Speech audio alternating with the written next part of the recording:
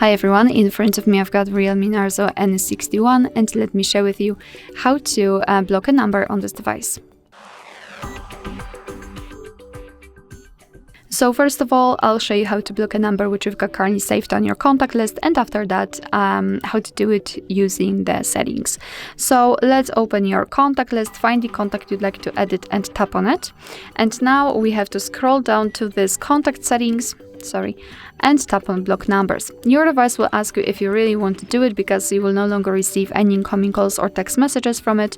You can decide whether you want to report it as a spam and tap on block.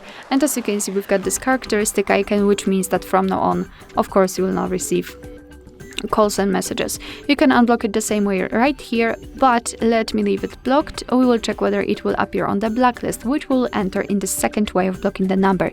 Here it does not really matter whether you will be on the contacts, recents or favorites. Just tap on the three dots icon in the right upper corner and enter the settings. Here in this general list we've got blocked numbers section, so let's tap on it, and as you can see here we've got our blacklist. That's the number we blocked from our contacts, which means that the previous option also works. Here we can add a number manually, so simply tap on this option here, and as you can see now you can enter the number, you can paste it if you've got it copied, and then tap on block.